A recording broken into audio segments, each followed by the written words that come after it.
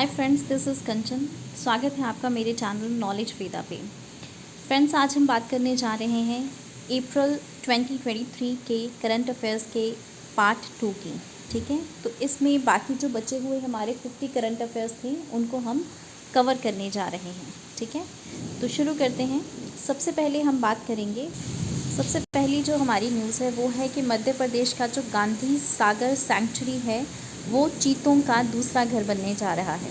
आपको याद होगा कि लास्ट ईयर जो चीता आए थे वो आए थे अफ्रीका से, जो नामीबिया से चीता मंगवाए गए थे वो कूनू नेशनल पार्क में मंगवाए गए थे। अब मध्य प्रदेश का ही एक अलग सैंक्चुरी है जिसका नाम है गांधी सागर सैंक्चुरी। यहाँ पर चीतों के लिए मतलब कि डेवलप किया जा रहा है ताकि वो चीते यहाँ पे रह सकें। ठीक है, ये जो इसकी लोकेशन है वो मध्य प्रदेश के नॉर्थ वेस्टर्न रीजन में आती है। ठीक है, ये बॉर्डर शेयर करता है राजस्थान के साथ। इस सेंचुरी की जो इस्टेब्लिशमेंट हुई थी 1974 में हुई थी। जो रिवर चंबल है इसके बीचों बीच से गुजरती है और इसको 2 बराबर भागों में बांटती है।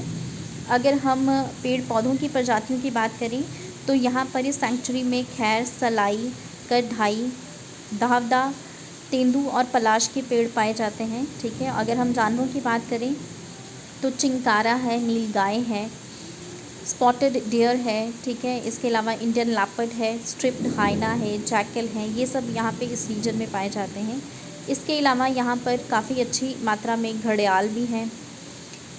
कई तरह की मछलियाँ हैं यहाँ पे, कई तरह के जो टर्टल्स हैं वो पाए जाते हैं। ठीक है, इस सेंचुरी के अंदर कई तरह के हिस्टोरिकल और आर्कियोलॉजिकल और रिलीजियस इम्पोर्टेंस की भी जगहें हैं, जैसे कि चौरा सिंगड़ चतुर्भुजनाथ टेम्पल है यहाँ पे। ठीक है, इसके अलावा भदकाजी रॉक पेंटिंग्स हैं, नरसिंह झर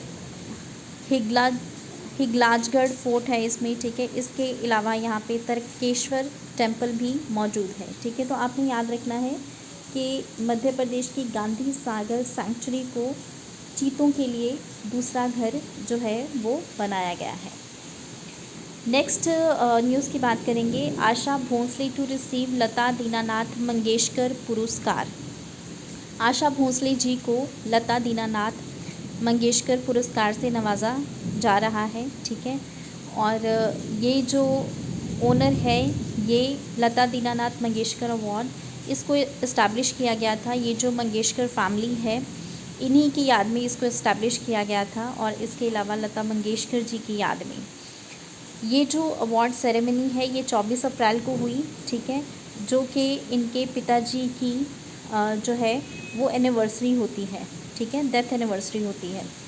ठीक है, और आशा भोंसले जी जो कि लता मंगेशकर जी की छोटी बहन है, उनको इस सम्मान के लिए जो है चुना गया है। ठीक है, ये एक एनुअल अवार्ड है जो कि उन लोगों को दिया जाता है जिन्होंने नेशन कंट्रीब्यूट किया है। ठीक है, या सोसाइटी या लोगों के लिए किसी किस्म का कोई कंट्रीब्यूशन दिया है।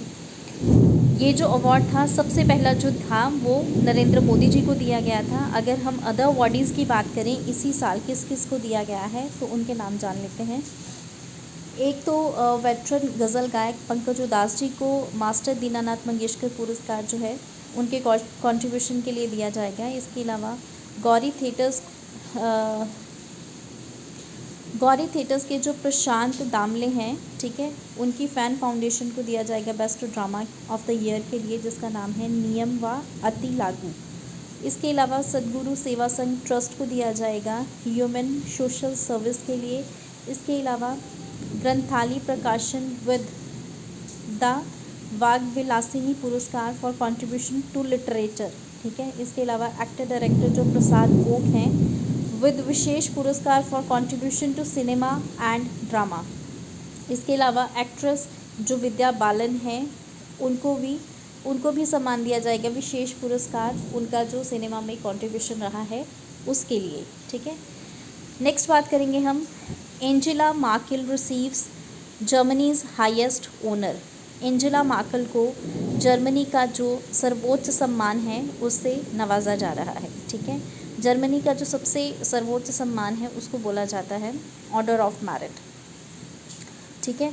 तो the grand cross award was handed to her by president Frank Walter Steinmeier, ठीक है। इससे पहले ये जो अवार्ड है सिर्फ 2 ही बार दिया जा चुका है, ठीक है। किन किन को दिया गया है? ये जो तीनों थे ये फॉर्मर लीडर्स थे जो कि कंजर्वेटिव क्रिश्चियन डेमोक्रेटिक यूनियन से बिलोंग करते थे, CDU से ही बिलोंग करते थे, ठीक है। पहला दिया गया था चांसलर कॉनराड एडिनोर को और दूसरा हेलमुट कोहल को। ये जो अवार्ड है ये तीसरा है जो कि इनको दिया जा रहा है, ठीक है। The order of merit entails no financial reward, इसमें कोई भी फाइनेंशियल रिवॉर्ड नहीं दिया जाता है। जो एंजेला मार्केल थी इन्होंने जर्मनी को लीड किया था 2005 से लेके 2021 तक, ठीक है। कुल 4 टर्म्स के लिए उन्होंने लीड किया था, 5वीं बार वो नहीं बनना चाहती थी और वो पहली ऐसी महिला थी जो कि जर्मनी के इतनी बड़ी पोस्ट पे पहुंची थी और जिन्होंने जर्मनी की गवर्नमेंट को इतने लंबे समय तक चलाया था, ठीक है। तो इस तरह से उनके कंट्रीब्यूशन के लिए उनको ये जो सम्मान है उससे नवाजा गया। इनकी जो उम्र है वो 68 ईयर्स की है, ठीक है। और इसके अलावा इनको आयरन कर्टेन इन कम्युनिस्ट ईस्ट जर्मनी कह के भी बुलाया जाता है, ठीक है। About the order of merit, अगर हम ऑर्डर ऑफ मेरिट की बात करें तो जैसे कि मैंने आपको बताया है ये हाईएस्ट ऑर्डर ऑफ मेरिट है जर्मनी का, ठीक है। इसमें क्या होता है, federal cross of merit in German ये दिया जाता है। फेडरल क्रॉस ये जैसे साइड में तस्वीर में भी दिखाया गया है, आप इसको देख सकते हैं। It is awarded by the president of Germany to individuals who have made significant contribution to the nation's cultural, economic और political life, to have provided outstanding service to society.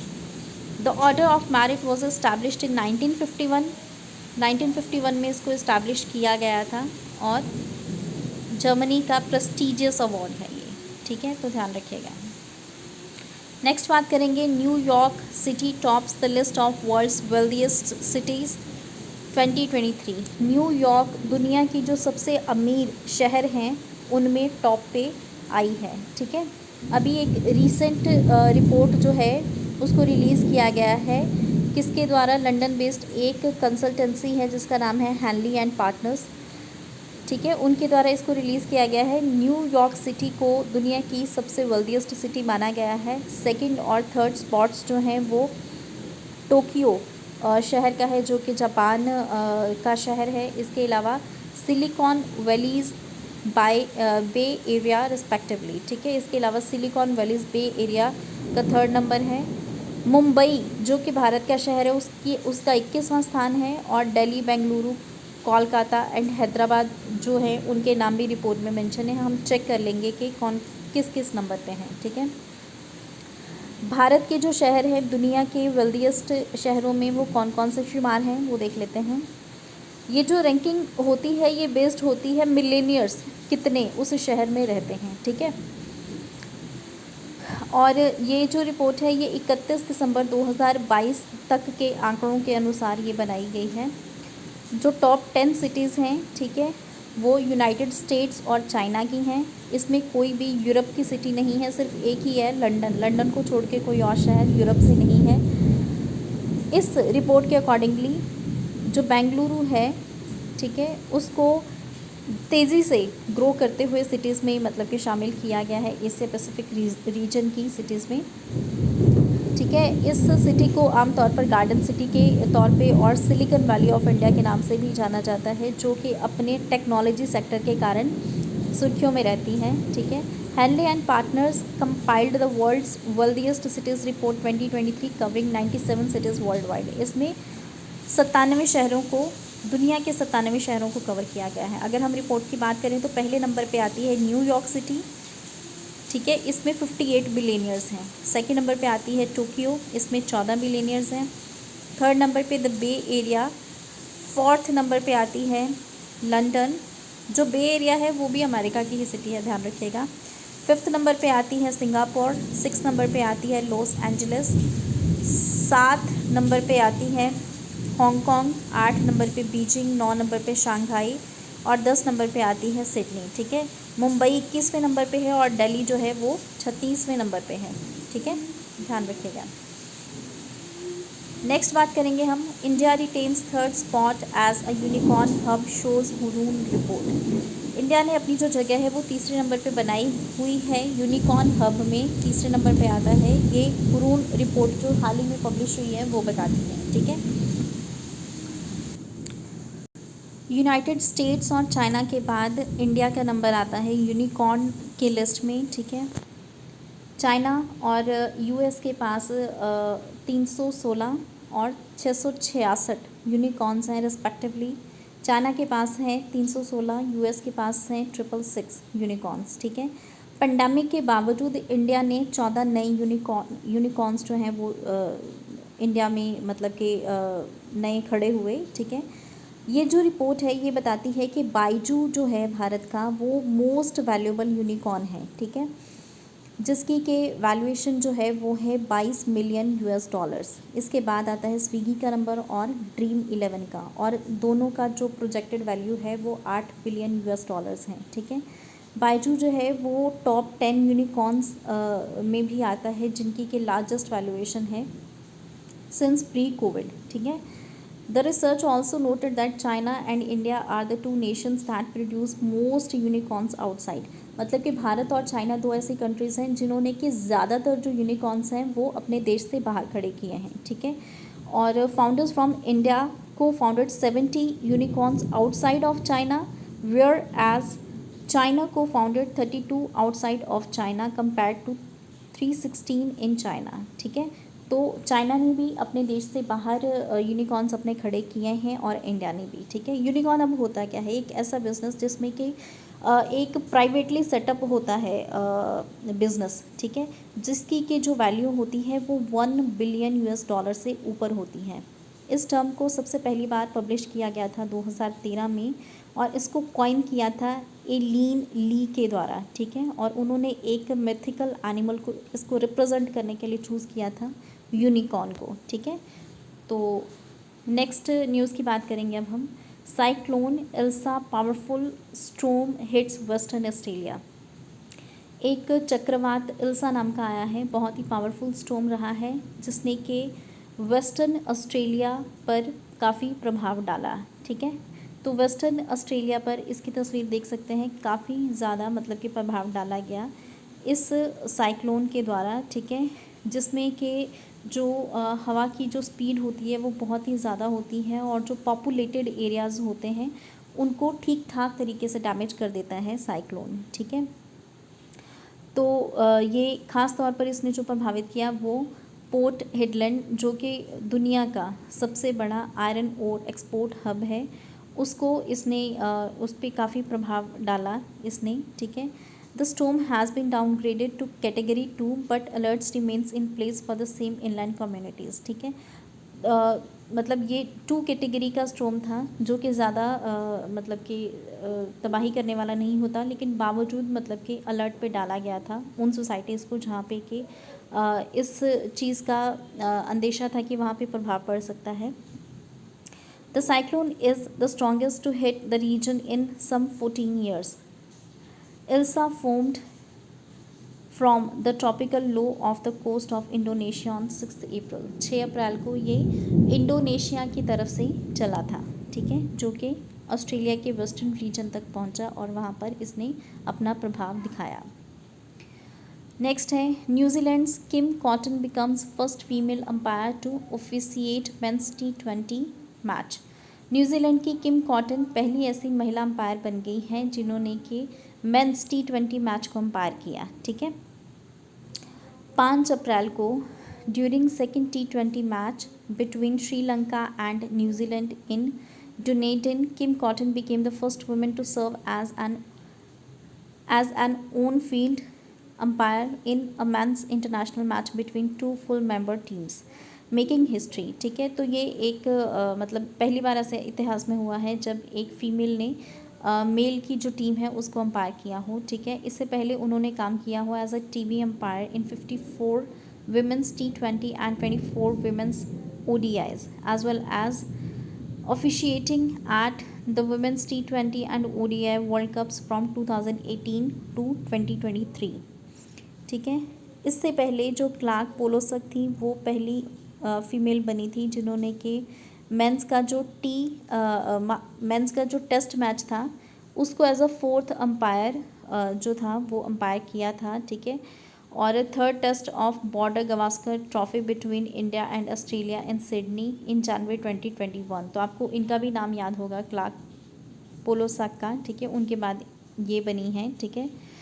जो क्लार्क थी उन्होंने टेस्ट मैच को किया था umpire, और इन्होंने T20 को किया है, ठीक है। तो आप इनका नाम याद रखिएगा।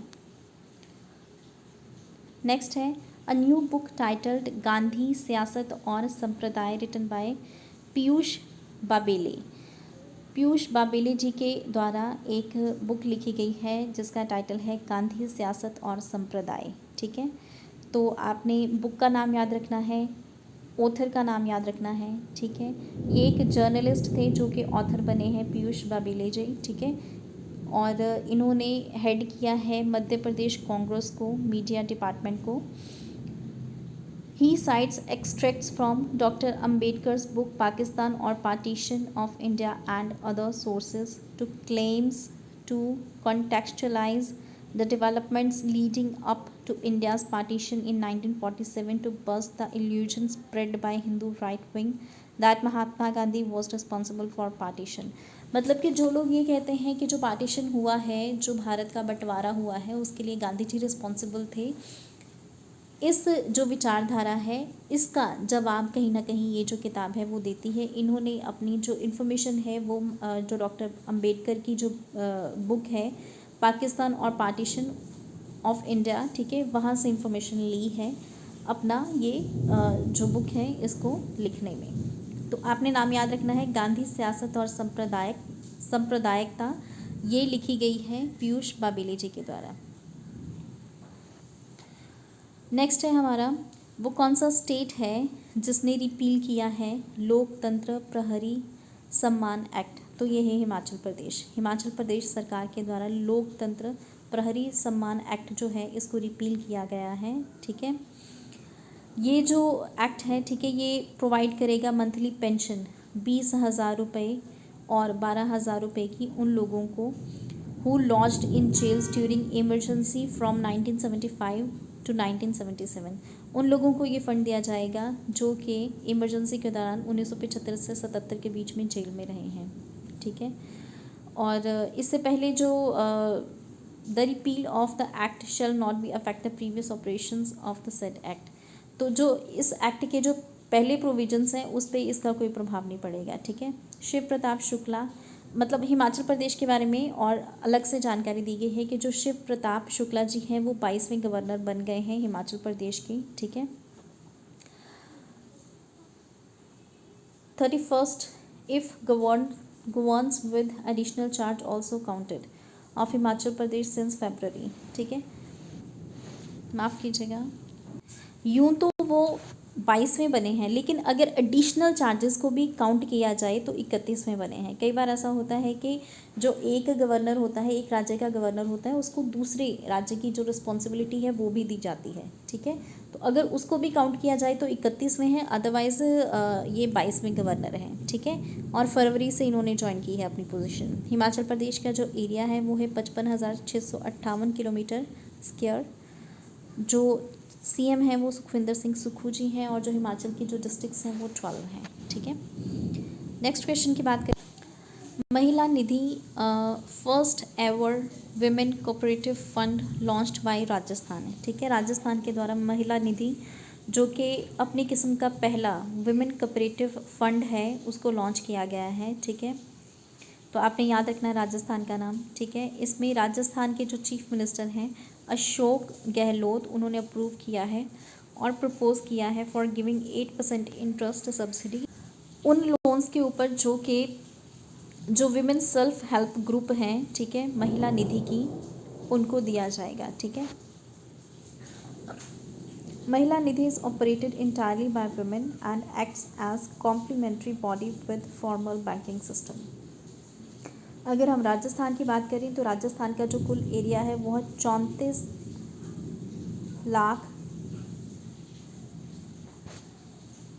माफ़ कीजिएगा, 3,42,239 किलोमीटर स्क्वायर।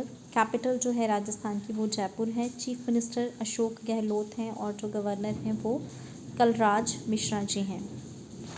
नेक्स्ट हम बात करेंगे Shahrukh Khan tops 2023 time 100 reader poll. ठीक है, जो टाइम मैगजीन के जो टॉप 100 रीडर पोल हैं उनमें शाहरुख खान ने टॉप किया है, जो कि बॉलीवुड के सुपरस्टार हैं। ठीक है, और हाल ही में उनकी एक फ़िल्म भी रिलीज़ हुई थी पठान, जिसने बहुत अच्छा मतलब बिज़नेस किया था।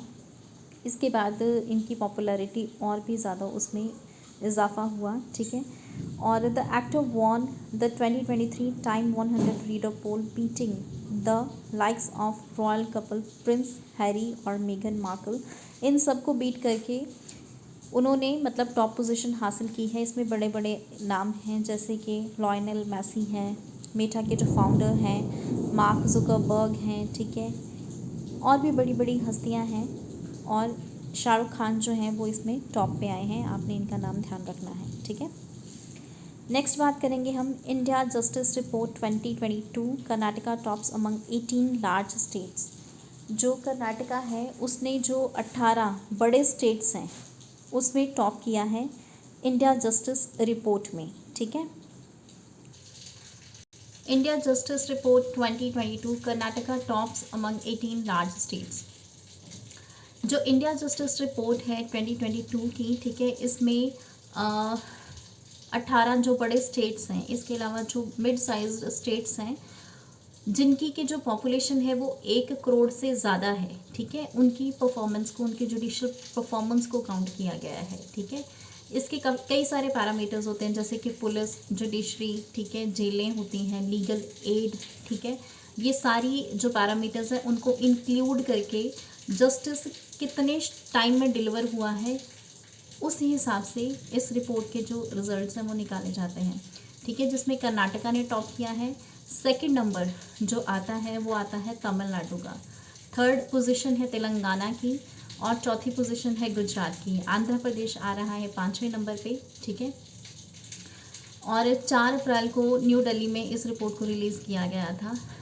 जो उत्तर प्रदेश है, अगर हम उत्तर प्रदेश की बात करें तो इसकी जो पोजीशन है 18वीं है, जो कि जो बड़े स्टेट्स हैं उनमें मतलब काफ़ी ख़राब स्थिति है उत्तर प्रदेश की। ठीक है, तो आपने याद रखना है इंडिया जस्टिस रिपोर्ट 2022 में कर्नाटका ने कुल 18 स्टेट्स में टॉप किया है। ठीक है, नेक्स्ट न्यूज़ की हम बात करेंगे। Bihar's aromatic Marcha rice gets GI tag. Bihar के मार्चा राइस, मिर्चा राइस भी बोला जाता है, मार्चा राइस भी बोला जाता है, तो आप कुछ भी याद रख लीजिएगा। इन राइस को बिहार के जो हैं काफ़ी खुशबूदार चावल हैं ये, इनको जीआई टैग मिल गया है। ठीक है, ये वेस्ट चंपारण जो बिहार की डिस्ट्रिक्ट है उसमें ये उगाए जाते हैं। ठीक है, और the grains of the rice are similar in size and shape of black pepper. जो गरम मसाला होता है, काली मिर्ची जिसको बोला जाता है, उसके साइज़ के होते हैं, मतलब बहुत छोटे साइज़ के होते हैं ये। ठीक है, इनको मिर्चा और मार्चा राइस कहा जाता है। ठीक है, और इनकी जो विशेष प्रकार की खुशबू होती है, और मतलब एक विशेष इलाके में जैसे कि वो उगाए जाते हैं, जिसके कारण कि इसको जीआई टैग जो है वो दिया गया है। ठीक है, इनको चूरा राइस भी बोला जाता है, प्लेक राइस भी बोला जाता है। When cook the rice is fluffy, non-sticky and sweet in pleasant aroma resembling that of popcorn. The application of GI tag was submitted by Marcha Dhan Utpadak Pragatishiल समूह, a registered organization of paddy cultivators. Paddy cultivators का ये एक जो समूह है, मार्चा धन उत्पादक प्रगतिशील समूह, इनके द्वारा ये जो है इसके लिए अप्लाई किया गया था। ठीक है, और इनको मिल भी गया है ये जो टैग है। ठीक है, तो the other and horticulture products from Bihar that have received GI tag include Zardalu mango, इनके बारे में हम पहले बात कर चुके हैं। Jardalu aam, Katarni rice of Bhagalpur, Shahi litchi of Muzaffarpur, मघानी paan of Magadh region and makhana of Mithila. ठीक है, इन सब चीज़ों को, बिहार की ये सारी चीज़ों को जीआई टैग मिल चुका है। ठीक है, नेक्स्ट बात करेंगे हम Haldwani to get a sports university Uttarakhand CM. Uttarakhand के जो मुख्यमंत्री हैं उनकी तरफ से ये अनाउंस किया गया है कि जो कुमाऊं रीजन है हल्द्वानी टाउन में, वहाँ पे बहुत जल्दी ही स्पोर्ट्स यूनिवर्सिटी जो है वो बनने जा रही है। ये जो अनाउंसमेंट है उन्होंने की उनके सरकार का जो 1 साल पूरा होने के मौके पे, ठीक है। और उन्होंने ये बताया है कि काफ़ी लंबे समय से कई सारी जो स्पोर्ट्स एसोसिएशंस हैं उनकी तरफ से डिमांड की जा रही थी ऐसी यूनिवर्सिटी की, तो इस वजह से सरकार इसको इस्टेब्लिश करने जा रही है, ठीक है। इसके अलावा जो धामी हैं, सीएम धामी, उन्होंने ये भी कहा है कि इस तरह की यूनिवर्सिटी की इस्टेब्लिशमेंट होने से जो स्टेट के अंदर टैलेंट है उसको मौका मिलेगा उभर के सामने आने का, ठीक है। तो आने वाले साल तक ये जो यूनिवर्सिटी है ये बन के तैयार हो जाएगी। नेक्स्ट है हमारा Indian economy likely to grow at 6.5% in coming decade predicts CEA. जो हमारे चीफ इकोनॉमिक एडवाइज़र हैं वी अनंथा नागेश्वरन, उन्होंने ये कहा है कि जो इंडियन इकोनॉमी है वो 6.5% तक की उसमें बढ़ोतरी हो जाएगी आने वाले 10 सालों में, ठीक है। ऐसा प्रिडिक्शन है उनका, ठीक है। The CA also stated that global exports growth volumes may be somewhat tepid in terms of their growth rates due to kind of uncertainties the world is facing, ठीक है। तो मतलब इस समय दुनिया में कई तरह की जो अनसर्टेनिटीज़ हैं उनको फेस किया जा रहा है, ठीक है। पूरे दुनिया में मतलब रिसेशन भी चल रहा है, कहीं पे प्रोग्रेस हो रही है, डेवलपमेंट्स हो रही हैं, तो मतलब कहीं पे भी कुछ भी फिक्स नहीं है, तो अनसर्टन चल रहा है, जिसके चलते उन्होंने अपना ये जो स्टेटमेंट है वो दिया है।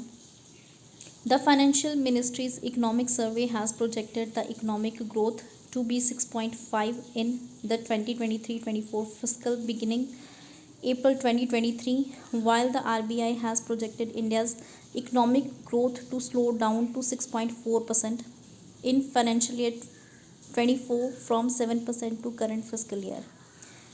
जहाँ पे आरबीआई ने अपनी जो प्रेडिक्शन है उसको 7% से घटकर 6.4% बताया है, वहीं पे इनके द्वारा जो फाइनेंस मिनिस्ट्री का जो इकोनॉमिक सर्वे है उन्होंने प्रोजेक्ट किया है 6.5%, तो आपने ध्यान रखना है।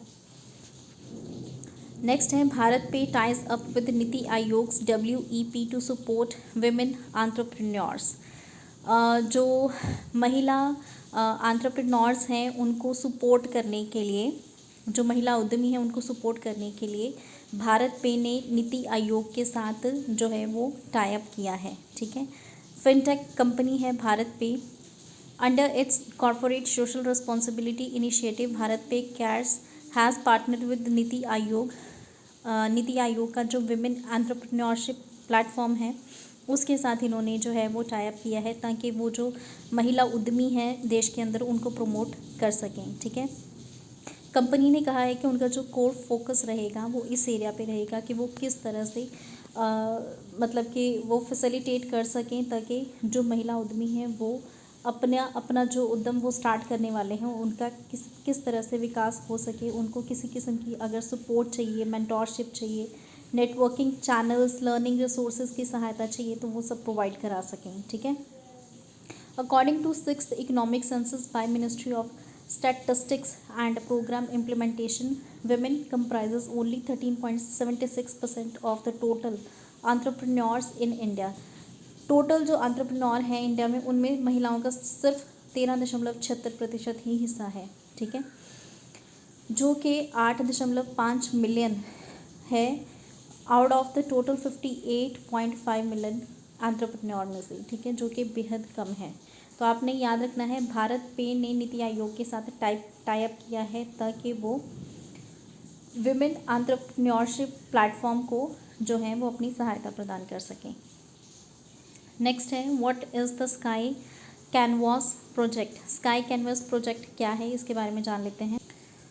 What is sky canvas project, ठीक है, ये एक प्रोजेक्ट है जो कि टोक्यो बेस्ड कंपनी ALE के द्वारा रिसेंटली अनाउंस किया गया है, जो कि दुनिया का पहला आर्टिफिशियल मेट्योर शावर जो कि 2025 में ये जो है उसको पेश करेंगे, ठीक है, under the project sky canvas. ठीक है, तो आपने याद रखना है टोक्यो बेस्ड कंपनी है ALE, जिन्होंने अनाउंस किया है कि 2025 में वो एक आर्टिफिशियल मेट्योर शावर जो है वो जो है मतलब कि पेश करेंगे दुनिया के सामने। अब ये है क्या, ये दुनिया का पहला इस तरह का आर्टिफिशियल शावर मेट्योर प्रोजेक्ट है। ठीक है, इसका जो एम है वो ये होगा कि मीजोस्फीयर, जो कि आपको पता होगा कि पृथ्वी के ऊपर परतें पाई जाती हैं। ठीक है, जैसे कि सबसे पहली परत होती है शोभमंडल की, ठीक है, उसके ऊपर की जो परत होती है, ठीक है, वो होती है समताप मंडल की, फिर मीजोस्फीयर होती है, ठीक है, फिर उसके बाद आयन मंडल होता है। इस तरह की परतें पाई जाती हैं। तो जो मीजोस्फीयर आता है वो बीच में आता है। यहाँ पे ये जो एरिया है ना, इसमें जितनी भी इंफॉर्मेशन होगी वो सारी कलेक्ट करना इसका जो है वो मेन पर्पस रहेगा। ठीक है, तो आपने ध्यान रखना है इसको। इसके अलावा हम बात करेंगे इस प्रोजेक्ट के अंडर मीटियोर रेप्लिकेटिंग पार्टिकल्स जो हैं उनको इंस्टॉल किया जाएगा सैटेलाइट में 250 मील, जो कि 400 किलोमीटर तक का जो फासला होता है, वहाँ तक ताकि जो डेजिग्नेटेड एरिया है वहाँ पे उसको रिलीज़ किया जा सके। ठीक है, तो इस तरह से ये पूरा प्रोजेक्ट होगा।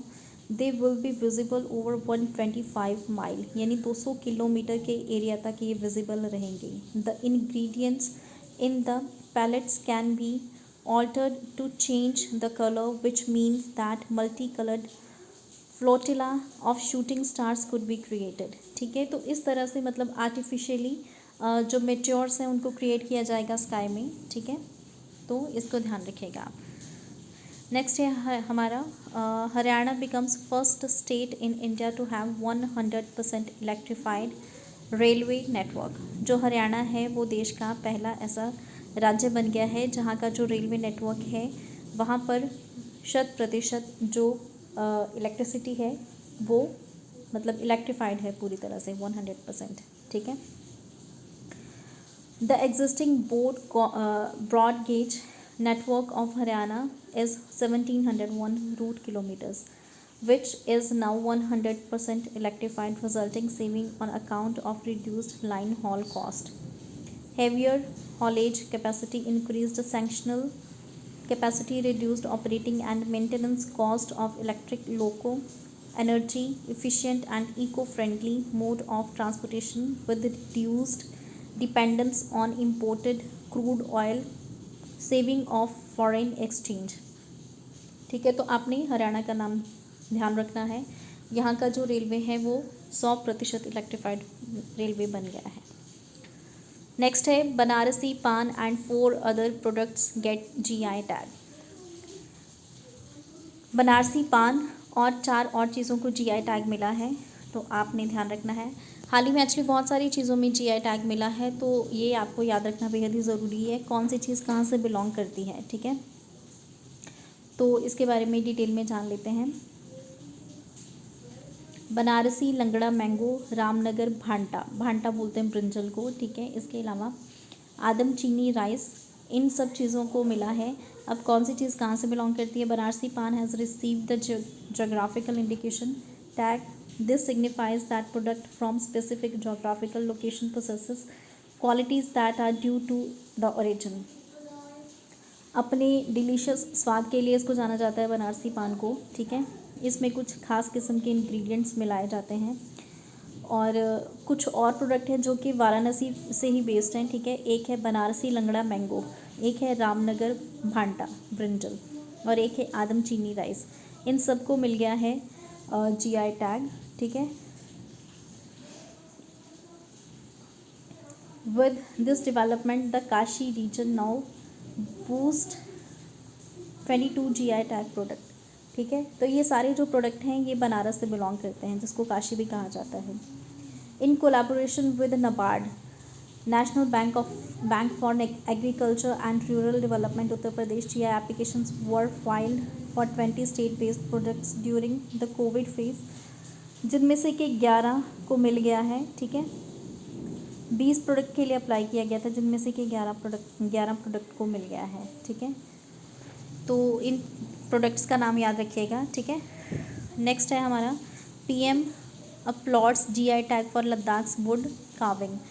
तो लद्दाख की वुड कार्विंग है, आप देख सकते हैं साइड में तस्वीरें दी गई हैं, इनको जीआई टैग मिल गया है, ठीक है। इस पे खुद प्रधानमंत्री नरेंद्र मोदी ने अपनी खुशी को जताया है, ठीक है। उन्होंने एक ट्वीट का जवाब देते हुए कहा कि मतलब जो कि वहाँ के एक एमपी के द्वारा किया गया था, this will make Ladakh's cultural tradition even more popular and benefit artisans. मतलब कि वहाँ के जो कलाकार हैं, जीआई टैग मिलने से उनको इसका काफ़ी फ़ायदा होगा और वहाँ की जो इकोनॉमी है उनको उसको भी फ़ायदा मिलेगा, ठीक है। तो लद्दाख की वुड कार्विंग याद रखिएगा। नेक्स्ट है एस जयशंकर इनैगोरेट्स बूजी ब्रिज इन मोजाम्बिक। तो जो हमारे विदेश मंत्री हैं एस जयशंकर जी, उनके द्वारा मोजाम्बिक में बूजी ब्रिज जो है विच इज़ ऑफ 132 किलोमीटर टीका बूजी नोवा सोफाला रोड प्रोजेक्ट, इसका जो है वो उद्घाटन किया उन्होंने, ठीक है। ये भारत के द्वारा ही कंस्ट्रक्ट किया जा रहा है और ये मतलब भारत की जो मोजाम्बिक के साथ दोस्ती है उसको मतलब कि उसका सिंबल है ये। According to the high commission of Mozambique in Mozambique the bridge will make a difference of the lives of many people in Mozambique. तो मोजाम्बिक में रहने वाले लोगों के जीवन में काफ़ी मतलब इससे सुधार होगा, इस ब्रिज के बन जाने से डिस्टेंस काफ़ी जो है वो कम होगा। ये एक इसेंशियल प्रोजेक्ट था मोजाम्बिक का, जो कि डेमोन्स्ट्रेट करता है इंडिया की कमिटमेंट को कि वो मोजाम्बिक का जो इंफ्रास्ट्रक्चर है उसमें उसके विकास में अपनी भूमिका निभाना चाहता है, ठीक है। और मोजाम्बिक की जो ग्रोथ है उसमें भी अपनी भूमिका निभाना चाहता है, ठीक है, कि मोजाम्बिक भी प्रोग्रेस करे और अफ्रीका की जो डेवलप्ड कंट्रीज़ हैं उसमें इसका नाम शुमार हो, ठीक है। मोजाम्बिक की जो कैपिटल है वो है मपूटो। मोजाम्बिक की जो करेंसी है वो है मोजाम्बिकन मैटिकल और मोजाम्बिक के जो इस वक्त प्रेसिडेंट हैं वो हैं फिलिपे न्यूसी। नेक्स्ट है Nandini Gupta wins Femina Miss India 2023। Rajasthan से बिलोंग करती हैं नंदिनी गुप्ता जी, जिनको हाल ही में फेमिना मिस इंडिया 2023 का जो ताज है वो पहनाया गया है, ठीक है। ये 59वां एडिशन था ब्यूटी पेजेंट का। इसमें जो रनर अप रही हैं वो रही हैं श्रेया पूंजा, जो कि दिल्ली से बिलोंग करती हैं। इसके अलावा सेकंड जो रनर अप रही हैं वो रही हैं थॉनजॉम स्ट्रेला लोवांग, जो कि मणिपुर से हैं। जो नंदिनी जी होंगी ये 71वां जो मिस वर्ल्ड पेजेंट होगा उसमें वो रिप्रेजेंट करेंगी इंडिया को, जो कि होगा यूएई में, ठीक है। नंदिनी जी 19 साल की हैं, जो कि कोटा से बिलोंग करती हैं, जो कि एक बिगेस्ट कोचिंग हब है कंट्री का इंजीनियरिंग और मेडिकल एस्पायरेंट्स के लिए, ठीक है। और नंदिनी जी जो हैं उनके पास बिजनेस मैनेजमेंट की डिग्री है और रतन टाटा जी से काफ़ी प्रभावित हैं। इसके अलावा वो प्रियंका चोपड़ा जो कि मिस वर्ल्ड रह चुकी हैं उनसे भी काफ़ी प्रभावित हैं। नंदिनी गुप्ता फेमिना मिस इंडिया 2023 याद रखिएगा। SEBI unveils new logo of its foundation day. SEBI के द्वारा अपने फाउंडेशन डे पे जो नया लोगो है उसको जारी कर दिया गया है। आप देख सकते हैं न्यू लोगो और ओल्ड लोगो, ठीक है। इसमें आप डिफरेंस कर सकते हैं आराम से। जो नया लोगो है बिल्कुल सीधा है, ठीक है, हॉरिजॉन्टल है। On the occasion of SEBI Foundation Day, the Securities and Exchange Board of India unveiled its logo at a ceremony held in Mumbai. The new logo represents SEBI's commitment to facilitating economic growth through capital formation while also incorporating the power of technology and data into policy making. The new logo of SEBI blue colour का है, ठीक है, देख रहे हैं आप। Modern and prosperous India को दिखाता है। Farmer and present members of SEBI were present in the unveiling ceremony, ठीक है। सिग्निफिकेंस क्या है इसका? माधवीपुरी बुच जी जो हैं, जो कि चेयरपर्सन हैं सेबी की, उन्होंने बताया कि ये जो नया लोगो है it is intended to represent SEBI's combination of traditional values and its modern technology driven approach to its three areas of focus in the securities market: the market development, market regulation and investor protection. SEBI को establish किया गया था 12 अप्रैल 1988 को। इसको own करती है ministry of finance. SEBI was given more power and authority with the SEBI act following the Harshad Mehta scam इन 1992। हर्षद मेहता का जो स्कैम हुआ था 1992 में, उसके बाद सेबी को और ज़्यादा पावर और अथॉरिटी दे दी गई। नेक्स्ट है हमारा yes bank, first Indian company with over 50 lakh share holder. Yes bank पहला ऐसा इंडियन कंपनी बन गया है जिसके पास 50 लाख से भी ज़्यादा जो हैं वो शेयर होल्डर हैं। प्राइवेट सेक्टर लेंडर बैंक है ये यस बैंक, ठीक है, इसका नाम याद रखिएगा। इसके पास 50 लाख से भी ज़्यादा शेयर होल्डर हो गए हैं, ठीक है, मार्च एंड तक। अब तक टाटा पावर जो है वो सेकंड आ रहा है, जिसके पास 38.5 लाख शेयर होल्डर्स हैं। इसके बाद रिलायंस है, ठीक है, 33.6 लाख इसके पास शेयर होल्डर्स हैं दिसंबर 2022 तक, ठीक है। यस बैंक के पास सबसे ज़्यादा है, 50 लाख से ज़्यादा, ध्यान रखिएगा, ठीक है। यस बैंक एक इंडियन बैंक है जिसके हेडक्वार्टर्स मुंबई में है और इसको राणा कपूर और अशोक कपूर के द्वारा फाउंड किया गया था 2004 में।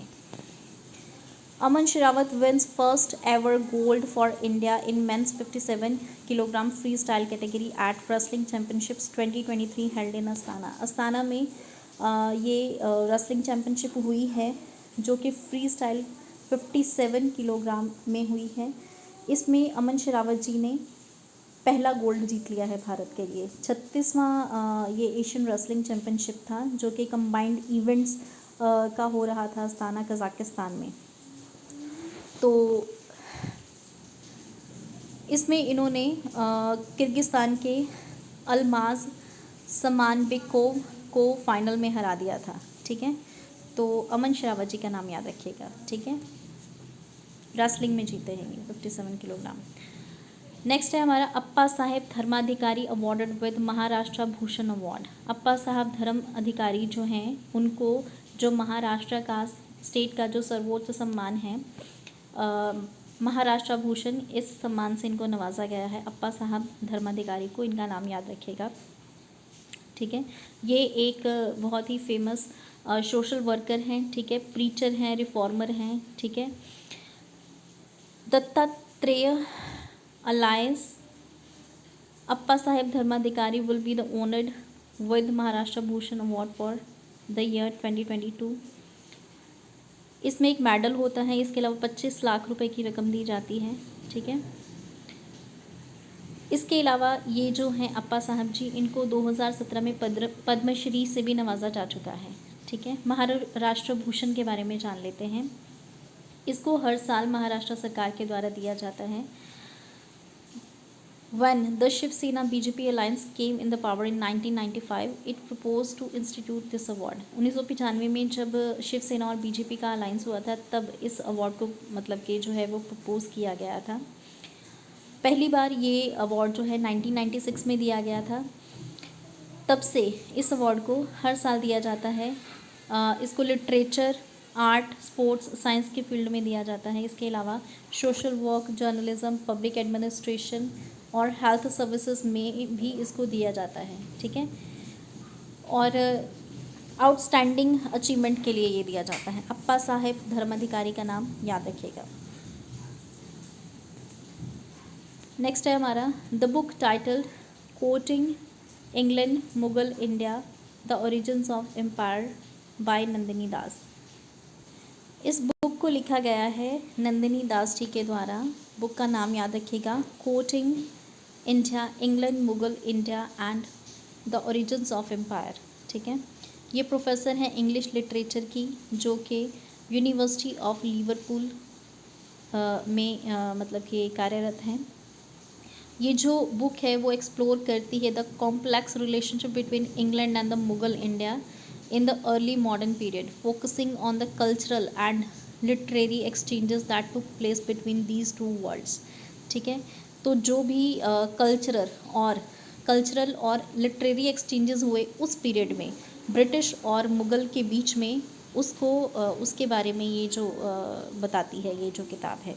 इस सेंस क्या है इस बुक का, जो माफ़ कीजिएगा, जो नंदिनी दास जी हैं वो हमें बताती हैं कि through the dark would panelled rooms, gun metal skies, corruption of Jacobin England into the wide courtyards and light-filled spaces of Mughal India, where Roe is confronted by a world that is both familiar and deeply, unsettlingly foreign. Thomas Roe के बारे में यहाँ पे बात की जा रही है, ठीक है, कैसे वो आए थे यहाँ पे, मुग़ल बादशाह से मिले थे, ठीक है, किस तरह से उन्होंने अपनी जो रिक्वेस्ट है वो मुग़ल बादशाह के सामने की थी, किस तरह से उनका ब्रिटिश का जो रिलेशनशिप था वो मुग़लों के साथ शुरू हुआ, ये सारी चीज़ों के बारे में ये जो बुक है ये बताती है, ठीक है। फिर किस तरह से वो एंड तक पहुंचा, मतलब कि बाद में मुग़लों का क्या हशर किया ब्रिटिशर्स ने, ये सब चीज़ें जो है वो इस बुक में बताई गई हैं, ठीक है। आगे बात करेंगे हम Bishnoi community protest. Bishnoi community का जो प्रोटेस्ट है वो चल रहा है, अब ये किस लिए चल रहा है इसके बारे में हम बात कर लेते हैं। जो बिश्नोई कम्युनिटी के जो लोग होते हैं, ठीक है, इनका एनवायरनमेंट के साथ विशेष लगाव होता है, ठीक है। और अभी जो खेजड़ी के जो ट्री हैं उनको जो काटा जा रहा है सोलर पावर प्लांट्स राजस्थान में लगाने के लिए, उसके लिए उसकी वजह से ये जो हैं ये प्रोटेस्ट कर रहे हैं, ठीक है। ये हिंदू रिलीजियस सेक्ट से बिलोंग करते हैं बिश्नोई कम्युनिटी के लोग, जो कि वेस्टर्न थार डेजर्ट में जो हैं राजस्थान में बसे हुए हैं, ठीक है। और इनके जो ओरिजिन्स हैं वो मतलब कि जो गुरु जम्भेश्वरा है उनकी टीचिंग से, मतलब कि इनके जो आदर्श हैं वो बने हुए हैं, ठीक है, जो कि एक पंवार राजपूत फैमिली में 1451 में पीपासर विलेज में पैदा हुए थे, जो कि नागौर डिस्ट्रिक्ट राजस्थान में है। और ये बहुत ज़्यादा, जैसे कि मैंने आपको बताया कि एनवायरनमेंट से जुड़े हुए हैं। अगर जानवरों को हार्म किया जाता है या पेड़ पौधों को हार्म किया जाता है तो ये इसका स्ट्रिक्टली विरोध करते हैं, ये इसको बिल्कुल भी बर्दाश्त नहीं करते हैं, ठीक है। और उसके लिए ये मर जाना भी पसंद करते हैं एनवायरनमेंट को बचाते हुए, ठीक है।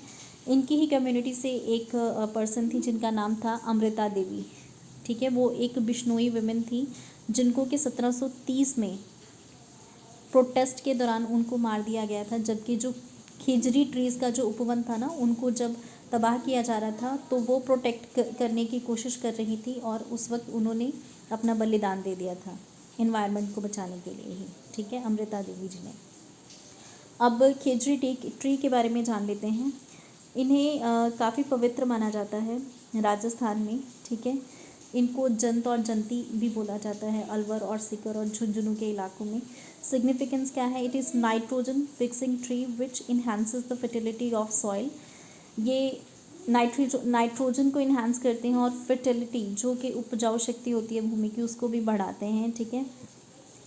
The fruit is use to make the very popular local dish sangri. वहाँ की जो पॉपुलर डिश है सांगरी, उसको बनाने के लिए भी इनका इस्तेमाल होता है, ठीक है। इसके अलावा इनके कुछ जड़ी बूटियों के तौर पर भी इनका जो मेडिसिनल यूज़ भी होता है इनका, ठीक है। तो इनको प्रिजर्व करने के लिए, इकोसिस्टम में बनाए रखने के लिए ही थार डेजर्ट में मतलब ये उगाए जाते हैं। सेमी एरिड रीजन्स होते हैं जिनमें ये उगते हैं। The leaves have high nutritive value and are locally called लूंग। तो इनकी न्यूट्रिशनल वैल्यू भी काफ़ी अच्छी होती है और इनको वहाँ के जो लोकल लोग हैं वो लूंग कह के बुलाते हैं। तो बिश्नोई कम्युनिटी का प्रोटेस्ट आप समझ सकते हैं कि जो खेजड़ी के पेड़ों को उखाड़ा जा रहा है सोलर पावर प्लांट्स को लगाने के लिए, उसकी वजह से विरोध कर रहे हैं।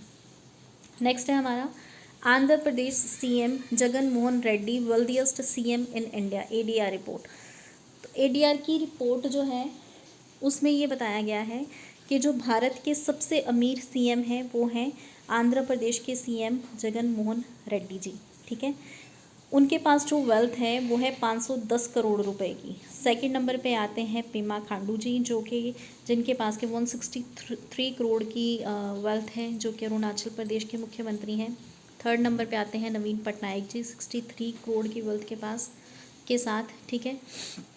अगर हम सबसे कम धनी मतलब कि पुअरेस्ट अगर मैं कहूँ तो वो ममता बनर्जी जी हैं जो कि वेस्ट बंगाल की हैं। उनकी जो कुल संपत्ति है सिर्फ 15 लाख रुपए की ही है। सेकंड नंबर पे पिनराई विजयन जो कि केरल के सीएम हैं, और थर्ड नंबर पे है मनोहर लाल खट्टर जी जिनके पास जो कुल धन है वो है 1.3 करोड़।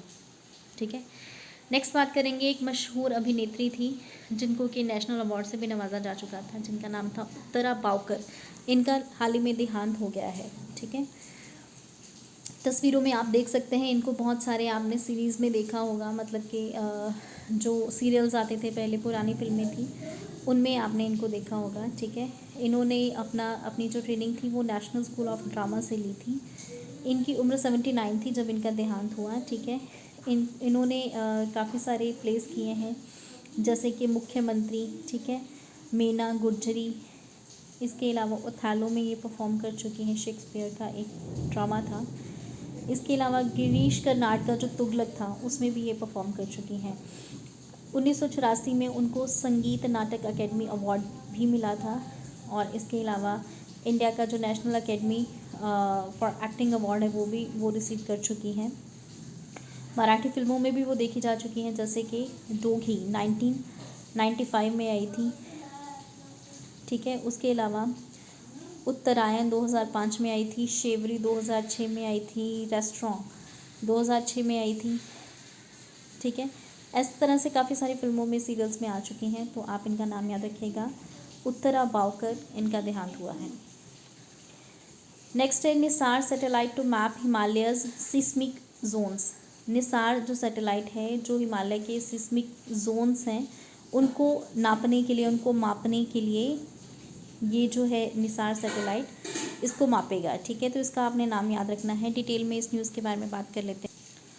इसकी अब इम्पोर्टेंस क्या है? इसकी इम्पोर्टेंस ये है कि जैसे कि आपको पता ही है कि जो हिमालयन रीजन है वो सबसे ज़्यादा, मतलब कि अर्थक्वेक्स का जो रिस्क है इन एरियाज़ में रहता है। तो निसार सैटेलाइट से हमें मदद मिलेगी ताकि जो अर्ली वार्निंग जो है सिस्टम जो है उसके ज़रिए पहले से ही इन्फॉर्मेशन मिल जाए कि कहाँ पे क्या किस एरिया में प्रॉब्लम होने वाली है। जैसे कि आपने देखा होगा पीछे उत्तराखंड के कुछ एरियाज़ थे जहाँ पे, जैसे कि जोशीमठ हो गया उत्तराखंड का। ठीक है, वहाँ पे लैंडस्लाइड का काफ़ी ज़्यादा रिस्क था। ठीक है, अर्थक्वेक के कारण।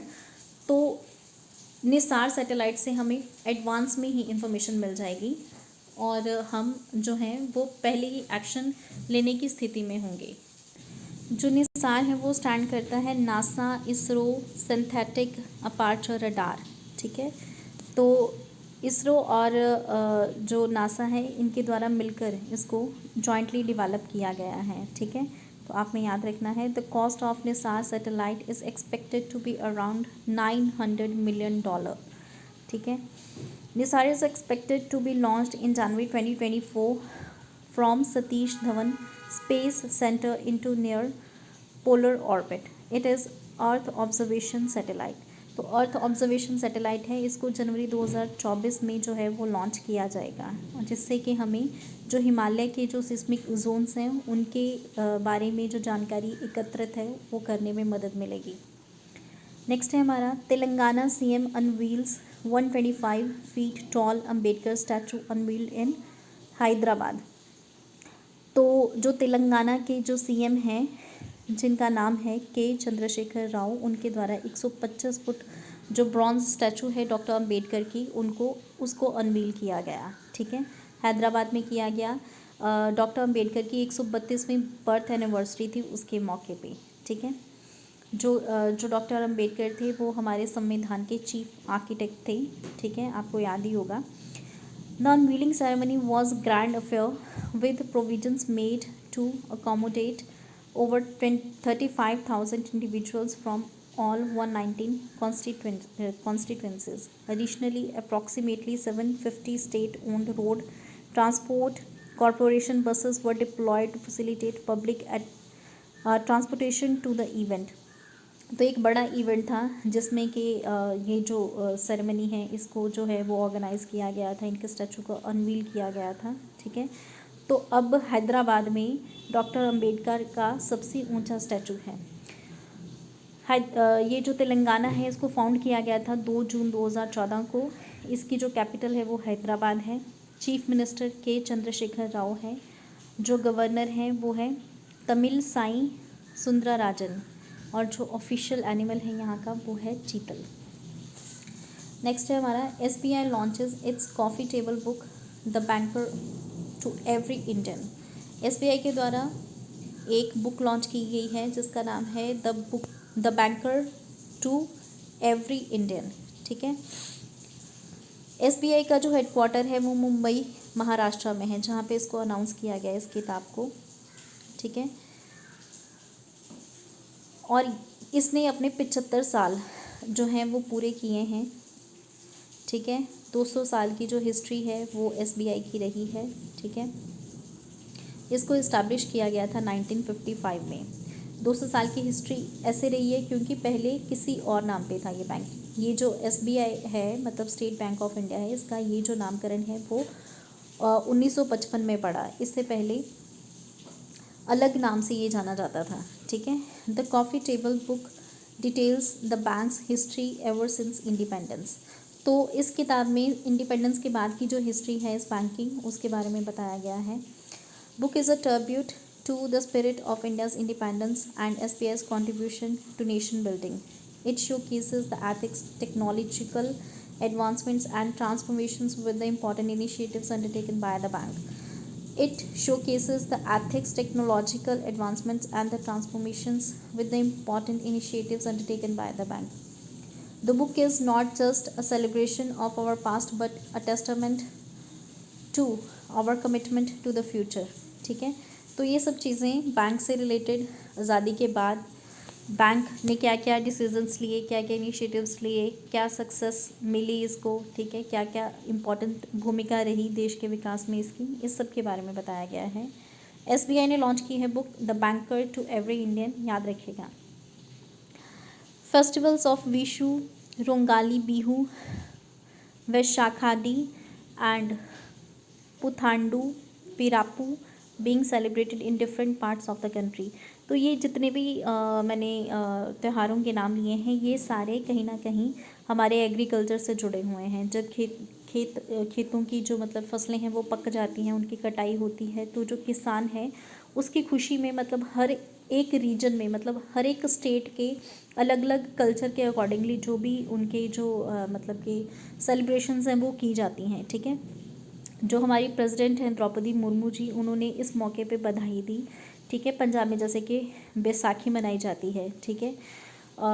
बाकी जो स्टेट्स हैं अलग अलग जहाँ पे मैंने जैसे आपको बताया है, तो इनके बारे में हम इनके त्योहारों के बारे में बात कर लेते हैं। एक ख़ास तौर पर ये जितने भी फेस्टिवल्स हैं ये 14 और 15 अप्रैल को मनाए जाते हैं। ठीक है। विशु जो है वो एक स्प्रिंग फेस्टिवल है। ठीक है। जो कि हिंदू वर्नल इक्वॉनिक्स को मनाया जाता है केरला में। ठीक है। विशु जो है वो केरला में मनाया जाता है, तमिलनाडु में मनाया जाता है और माहे रीजन जो इंडिया का है वहाँ पे मनाया जाता है। ठीक है। इसके अलावा माहे पुदुचेरी का एक पार्ट है। ठीक है, ध्यान रखिएगा।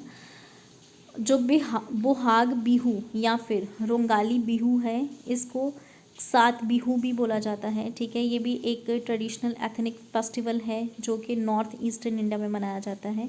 बोहाग बिहू मनाया जाता है असम में। ठीक है। और इसके अलावा नॉर्थ ईस्टर्न के कुछ और पार्ट्स हैं, नॉर्थ ईस्टर्न के जितने भी मतलब स्टेट्स हैं वहाँ पे ये मनाया जाता है। ठीक है। और ये भी माना जाता है कि इसी से ही असम का जो न्यू ईयर है उसकी शुरुआत होती है। इसके अलावा जो मिसादी या फिर विशाखदी है, ठीक है, इसको मनाया जाता है महाराष्ट्र और कर्नाटका में।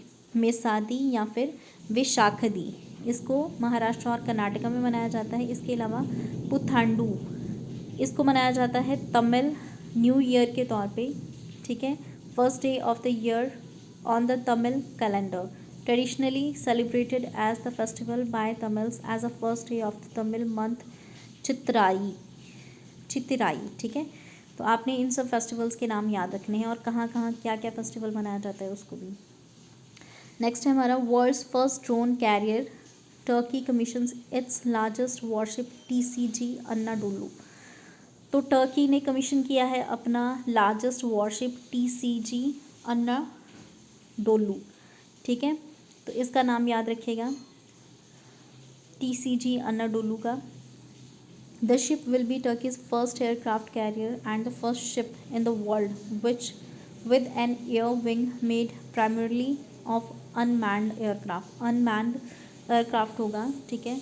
Turkish media Daily Sabah reported. The ship was delivered to Turkish Navy 3 months before the official inauguration ceremony. यहाँ के जो प्रेसिडेंट हैं टर्की के वो हैं रिसेप तैयप एर्दोगन, जो कैपिटल है वो अंकारा है और जो करेंसी है यहाँ की वो टर्किश लीरा है।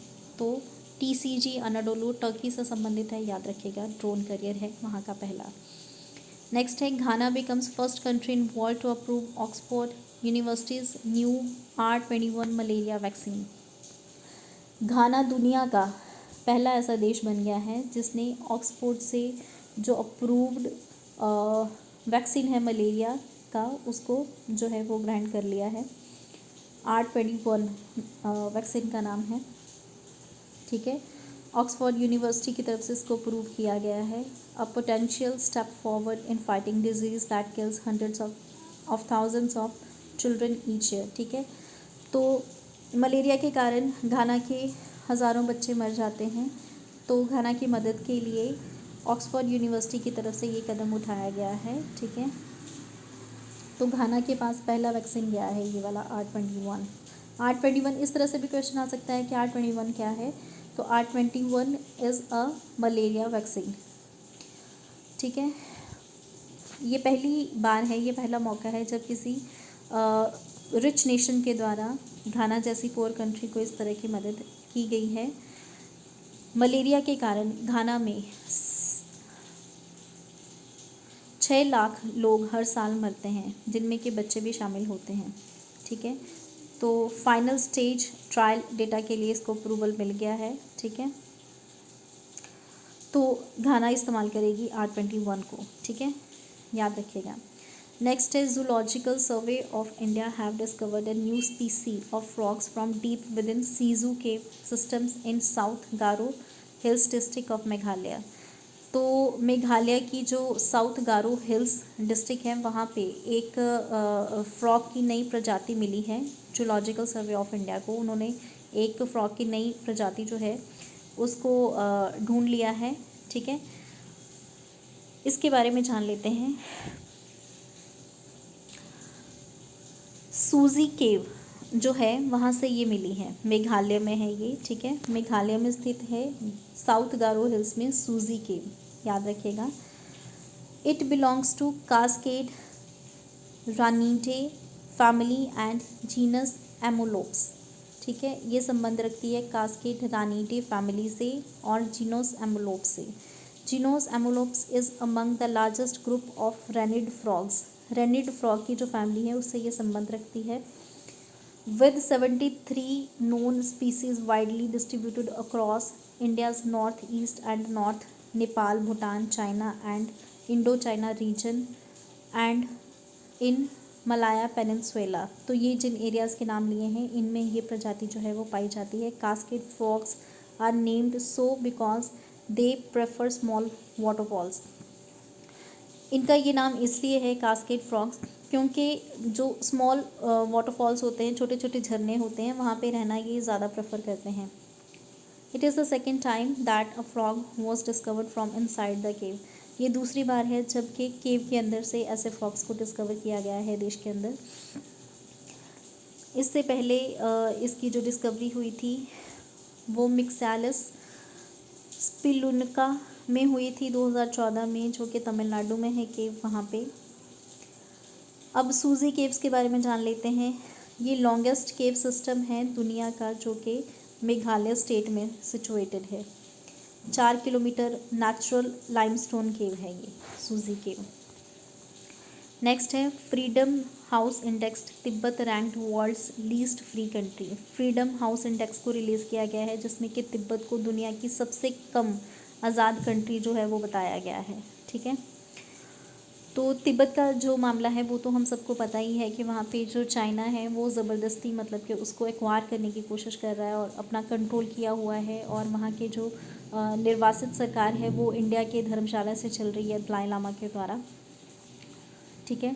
तो अभी जो freedom in the world 2023 report जो है उसको रिलीज़ किया गया है, उसमें तिब्बत को लीस्ट फ्री कंट्री बताया गया है। ठीक है, 9 मार्च को ये जो रिपोर्ट है इसको रिलीज़ किया गया था।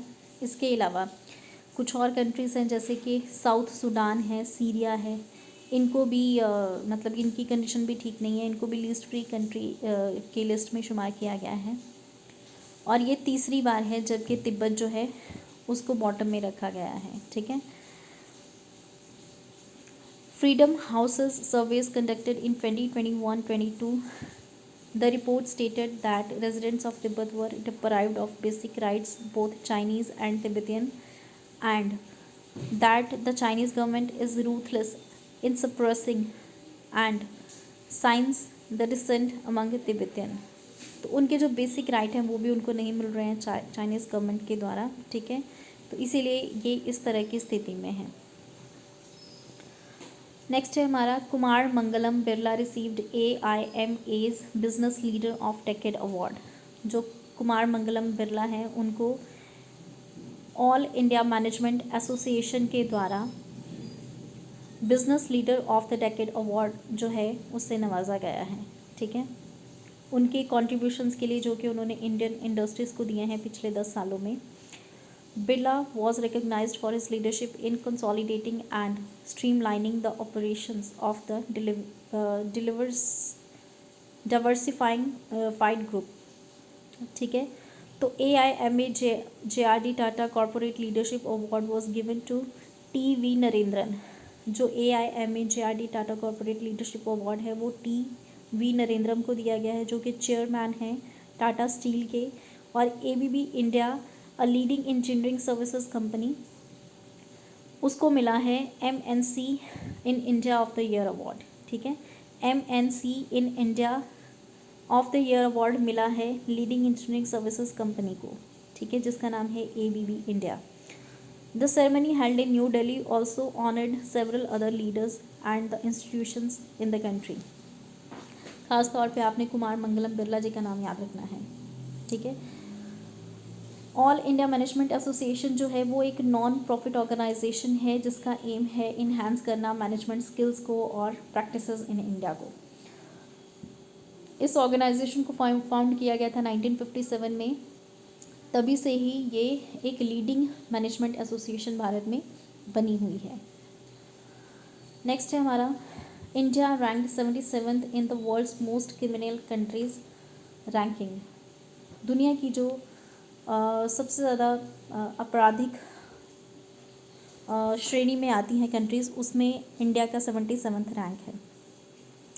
World of statistics released the ranking of world's most criminal countries, जिसमें कि भारत की 77वीं पोजीशन है। US 55 नंबर पे आता है और UK जो है वो 65 नंबर पे आता है। ठीक है, रैंकिंग के अनुसार जो वेनेजुएला है वो पहले नंबर पे आता है, मतलब कि वेनेजुएला में सबसे ज़्यादा क्राइम्स होते हैं। ठीक है, सेकंड नंबर पे आता है पपुआ न्यू गिनी। ठीक है, और थर्ड नंबर पे आता है साउथ अफ्रीका। ठीक है, फर्स्ट नंबर पे मतलब सबसे ज़्यादा अपराध होते हैं वेनेजुएला में, सेकंड नंबर पे पपुआ न्यू गिनी और थर्ड नंबर पे साउथ अफ्रीका। अमेरिका है 55, UK है 65 और इंडिया है 77। Turkey, Germany and Japan are among the least criminal countries. Turkey में, जर्मनी में और जापान में सबसे कम अपराध होते हैं। ठीक है, इनकी टर्की की 92nd पोजीशन है, जर्मनी की 100 और जापान की 135। According to the report, Afghanistan ranks with the crime rate of more than 76 crimes as per 1 lakh people. ठीक है, 1 लाख लोगों के ऊपर 76 अपराध अफगानिस्तान में होते हैं। The overall crime rate is calculated by dividing the total number of reported crimes. ये इस चीज़ के ऊपर बेस्ड है कि रिपोर्ट कितने हुए हैं क्राइम्स, उसके ऊपर बेस्ड है। ठीक है, अब यहाँ पे बात ये भी है कि बहुत सारे क्राइम्स तो ऐसे होते हैं जो रिपोर्ट ही नहीं होते हैं। तो ये जो रिपोर्ट बनी है ये इस बेसिस पे बनी है कि क्राइम कितने रिपोर्ट हुए हैं। ठीक है, उसके बेसिस पे इंडिया का 77वां रैंक है, फर्स्ट वेनेजुएला। नेक्स्ट हम बात करेंगे Chennai to host Asian Champions Trophy 2023 as a international hockey returns to the city after 15 years. 15 साल के बाद चेन्नई होस्ट कर रहा है एशियन चैम्पियंस ट्रॉफी 2023 को, ठीक है, इंटरनेशनल हॉकी के लिए। तो इसका नाम याद रखिएगा। इससे Chennai Tamil Nadu to host Hero Asian Champions Trophy 2023 17 April 2023 को, ठीक है। The Asian Champions Trophy was last held in Dhaka Bangladesh 2021। पिछला जो हुआ था वो बांग्लादेश के ढाका में हुआ था 2021 में, जिसमें कि साउथ कोरिया ने डिफीट किया था जापान को फाइनल में, ठीक है। इंडिया ने पाकिस्तान को हराया था और ब्रॉन्ज मेडल जीता था, ठीक है। और India and Pakistan are also the most successful teams in Asian Champions Trophy. और इंडिया और पाकिस्तान सबसे ज़्यादा सक्सेसफुल टीम्स रही हैं एशियन चैम्पियंस ट्रॉफी में। हॉकी के लिए होता है, याद रखिएगा, अभी होगा चेन्नई में। नेक्स्ट है हमारा PM Modi to inaugurate first global Buddhist summit in New Delhi. तो पीएम मोदी के द्वारा पहला बुद्धिस्ट समिट जो है वो न्यू दिल्ली में जो है उसका उद्घाटन किया गया 20 अप्रैल को, ठीक है। उन्होंने अपनी स्पीच से ये जो समारोह था, ये जो समिट हुआ, उसकी शुरुआत की, ठीक है। और इसको ऑर्गेनाइज़ किया गया था मिनिस्ट्री ऑफ कल्चर के द्वारा, ठीक है। इसके अलावा इंटरनेशनल बुद्धिस्ट कन्फेडरेशन के द्वारा इसको ऑर्गेनाइज़ किया गया था 2 दिन के लिए। इस समिट का एम था कि जो बुद्धिस्ट फिगर्स हैं और जो एक्सपर्ट्स हैं अराउंड द वर्ल्ड, ठीक है, उसमें जो बुद्धा की जो टीचिंग्स रही हैं, ठीक है, उनके जो आइडल्स रहे हैं, ठीक है, इस वक्त उनको फॉलो किया जाए, उनकी टीचिंग्स को फॉलो किया जाए, ताकि जो यूनिवर्सल इश्यूज़ हैं, ठीक है, उनके ऊपर काम किया जा सके, ठीक है, और साथ में मिलजुल कर काम किया जा सके, शांति को प्रमोट किया जा सके, ठीक है। The PMO has stated that the summit will explore how the essential principles of Buddha Dhamma can inspire and direct people in today's world. आज के समय पे दुनिया को सबसे ज़्यादा ज़रूरत है बुद्धा की टीचिंग्स की।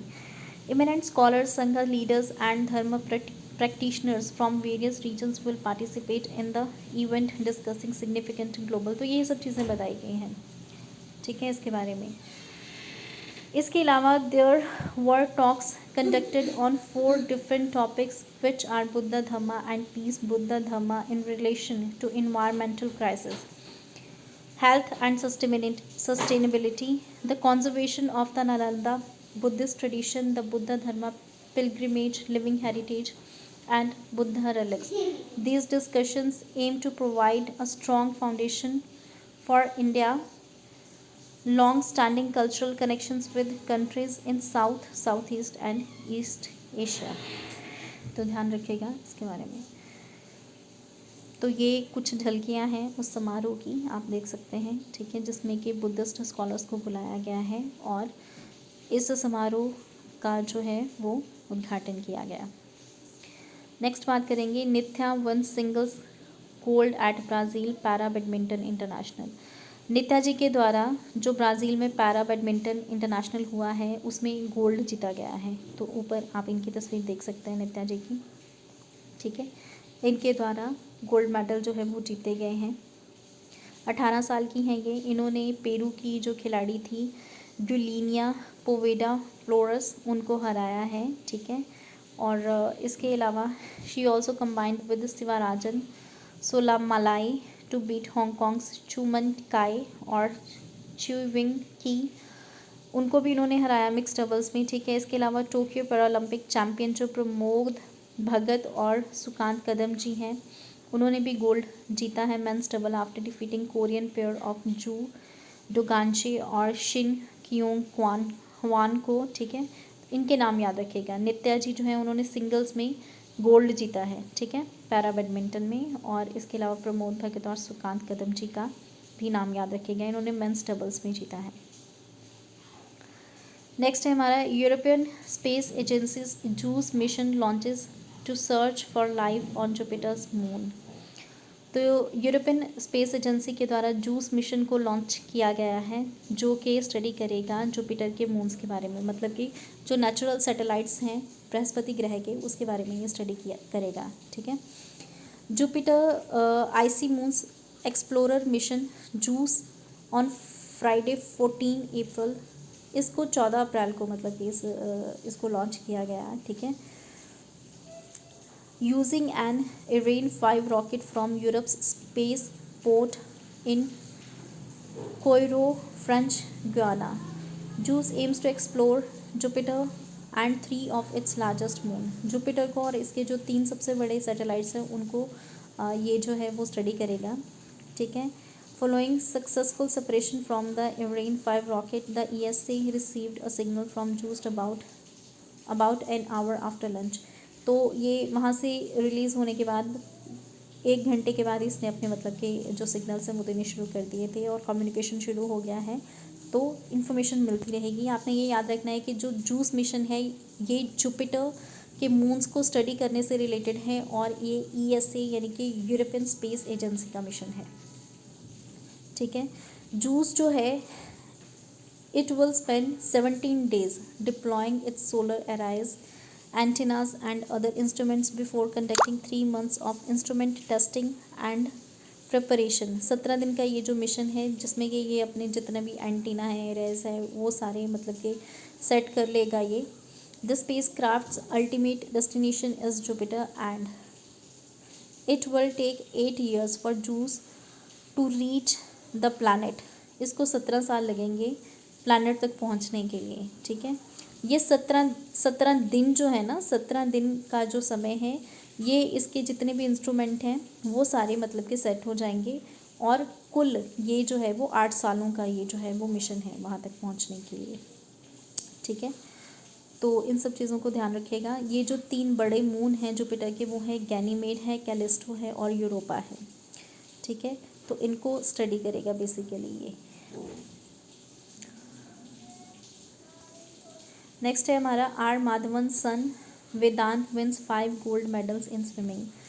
एक्टर जो आर माधवन हैं इनके बेटे हैं जिनका नाम है वेदांत, इन्होंने 5 गोल्ड मेडल जीते हैं स्विमिंग में, ठीक है। तो ये एक बहुत ही प्राउड की बात है हमारे देश के लिए कि उन्होंने एक साथ 5 गोल्ड मेडल जीते हैं, ठीक है। कहाँ पे जीते हैं? Malaysia invitational age group swimming championships में, ठीक है।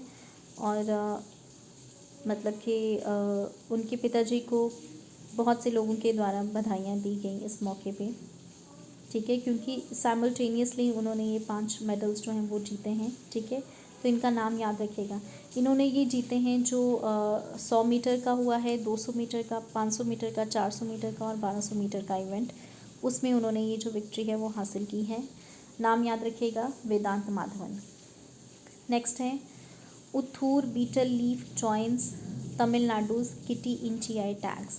तमिलनाडु के जितने भी प्रोडक्ट्स को GI टैग मिला है उनमें एक और प्रोडक्ट का नाम शामिल हो गया है जिसका नाम है उथूर बीटल लीफ, उथूर बीटल लीफ, ठीक है। ये जो पत्ते हैं इनको ये जो लीव्स हैं आप देख सकते हैं, ठीक है।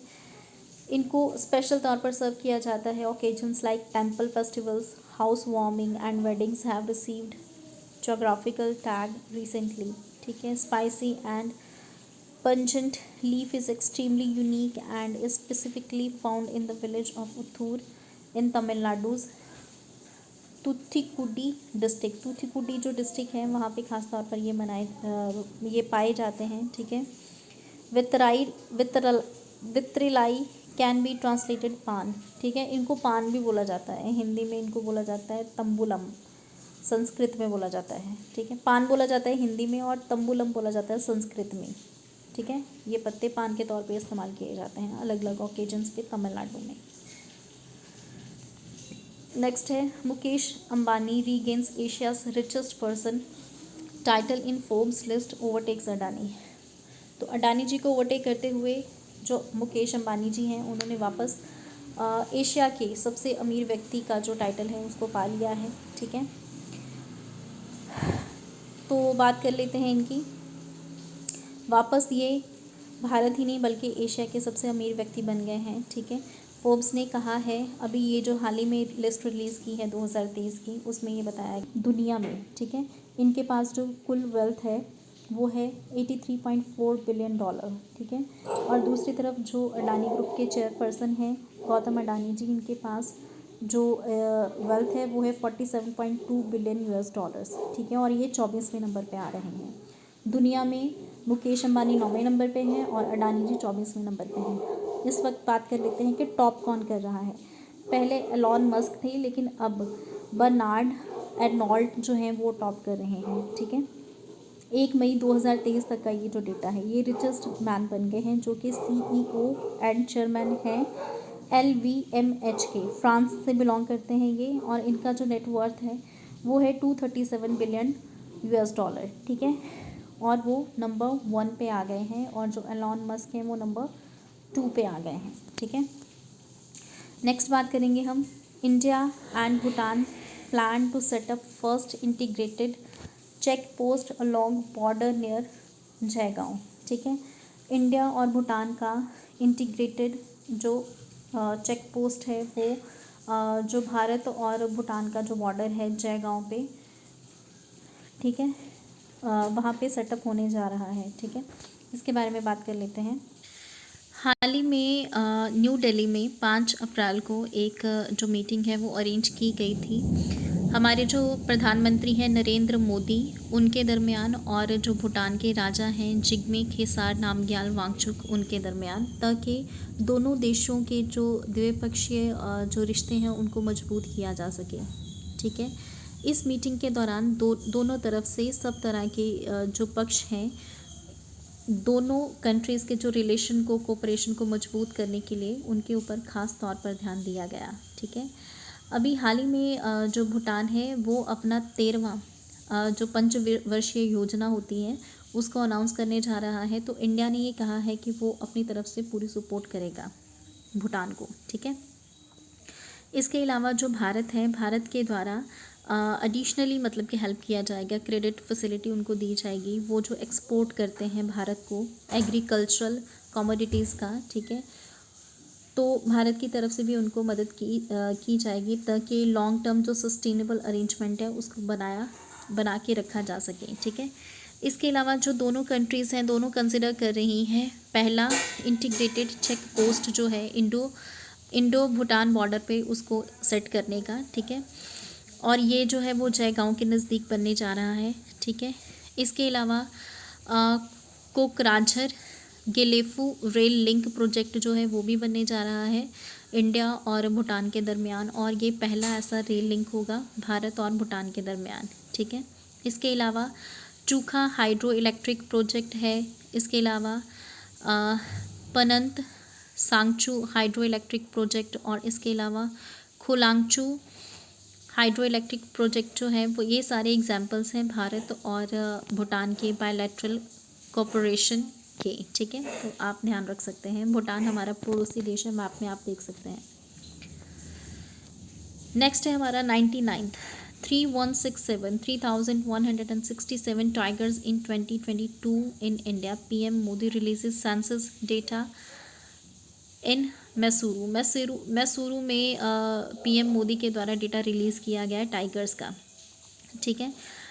लेटेस्ट डेटा के अनुसार मोदी जी के द्वारा बताया गया है कि जो टाइगर की पॉपुलेशन है भारत में वो 3167 तक पहुंच चुकी है, ठीक है, जो कि एक सिग्निफिकेंट इंक्रीज़ है, ठीक है, पिछले सालों में अगर देखा जाए तो 2006 में 1411 थे, ठीक है, 2010 में 1706 थे, 2014 में 2226 थे, 2018 में 2967 थे, और अब ये बढ़कर हो गए हैं 3167। 50 वर्ष का समय कंप्लीट हो चुका है प्रोजेक्ट टाइगर को, ठीक है। इसको जो प्रोजेक्ट टाइगर था इसको 1 अप्रैल 1973 में शुरू किया गया था, ताकि भारत में टाइगर की जो पॉपुलेशन है उसको बढ़ाया जा सके, ठीक है। पहले शुरू में ये जो प्रोजेक्ट था ये सिर्फ 18,278 किलोमीटर स्क्वायर के एरिया तक ही फैला हुआ था, लेकिन आज भारत में कुल 53 टाइगर रिजर्व हो चुके हैं, और इसका जो एरिया है वो बढ़कर 75,000 स्क्वायर किलोमीटर हो चुका है, जो कि इंडिया का जो टोटल जोग्राफिकल एरिया है उसका 2.4% हिस्सा है, ठीक है। तो इस मौके पे जो हमारे प्रधानमंत्री हैं उन्होंने एम्फसाइज़ किया कि हमें वाइल्ड लाइफ प्रोटेक्शन की तरफ और भी ज़्यादा ध्यान देना चाहिए, ताकि हमारे जो जंगली जानवर हैं और जो बिग कैट्स हैं उनको कंजर्व किया जा सके, ठीक है। इसके अलावा उन्होंने एक बुकलेट भी रिलीज़ की इस मौके पे जिसका नाम है अमृत काल का टाइगर विजन, ठीक है, which outlines the vision for tiger conservation in next 25 years, जिसमें ये मेंशन किया गया है कि अगले 25 सालों में हमारा क्या विजन रहेगा टाइगर्स को और कंजर्व करने के लिए, ठीक है। इस वक्त अगर हम बात करें तो मध्य प्रदेश में सबसे ज़्यादा टाइगर्स की संख्या है, 526 टाइगर्स हैं मध्य प्रदेश में। कर्नाटका में 524 हैं, सिर्फ 2 का फ़र्क है। तो अच्छी खासी संख्या है एमपी और कर्नाटका में। फिर आता है उत्तराखंड का नंबर 442, महाराष्ट्र 312, तमिलनाडु 264, असम 190, केरला 190, उत्तर प्रदेश 173, वेस्ट बंगाल 88 और राजस्थान 69, ठीक है। नेक्स्ट है हमारा 100, CR Rao wins international prize in statistics 2023। CR Rao ji जो हैं उनको इंटरनेशनल प्राइज़ मिला है स्टैटिस्टिक्स में 2023 के लिए, ठीक है। तो ये नोबेल प्राइज़ के बराबर माना जाता है स्टैटिस्टिक्स में अगर देखा जाए तो। इनका जो पूरा नाम है वो कल्याणपुड़ी राधाकृष्णना राव है, राधाकृष्णा राव। ये इंडियन अमेरिकन स्टैटिशियन है और ये जो प्राइज़ इनको ये जो मिला है इसको इस्टेब्लिश किया गया था 2016 में, ठीक है। और 2 सालों में एक बार ये जो प्राइज़ दिया जाता है, ठीक है। अगर किसी ने अपने सिग्निफिकेंट कॉन्ट्रीब्यूशंस दिए हों साइंस में, टेक्नोलॉजी में, ह्यूमन वेलफेयर में, ठीक है, तो स्टैटिस्टिक्स के ज़रिए तो उनको ये मिलता है, ठीक है। The award given out by collaboration of 5 major international statistics organizations and organizes major accomplishments by an individual or team. Rao will be honored with the prize, which carries $80,000 cash award. तो इसमें $80,000 का cash award भी मिलता है, ठीक है। तो इनका नाम याद रखिएगा। और ये जो प्राइज़ है ये इनको मिला है कनाडा ओटावा में।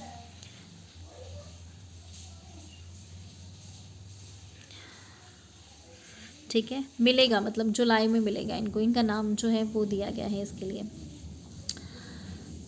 What was Rouse 1945 paper about, ठीक है, जिसके लिए इनको मिल रहा है उसके बारे में जान लेते हैं। Rao's ground breaking paper information and accuracy attainable in estimation of statistical parameters was published in 1945 in Bulletin of Calcutta Mathematical Society, a journal that is otherwise not well known to the statistic community. The paper was subsequently included in the book Breakthroughs in Statistics 1890 to 1990. This was an impressive achievement given Rao was only 25. Rao 25 साल के थे जब उन्होंने ये जो papers थे ये लिखे थे, ठीक है। And had just completed his master degree in statistics 2 years prior, और 2 साल पहले ही उन्होंने अपनी स्टैटिस्टिक की डिग्री जो थी वो पूरी की थी, जिसके लिए इनको ये मिल रहा है 1945 पेपर जो कि इनके द्वारा लिखे गए थे उसके लिए इनको ये मिल रहा है। इसके साथ ही हमारा 100 करंट अफेयर्स जो हैं अप्रैल मंथ के वो कंप्लीट होते हैं। अब बचे हैं important days for the month of April, तो वो भी 1-2 दिन के अंदर अंदर उसका वीडियो भी मैं अपलोड कर दूँगी। उम्मीद करती हूँ कि वीडियो आपको दोनों काफ़ी आपके लिए यूज़फुल रहेंगे और आपको पसंद आए होंगे, ठीक है। तो इसके साथ ही नेक्स्ट वीडियो में मुलाकात होगी, तब तक के लिए आप अपना ध्यान रखिए। Thanks for watching.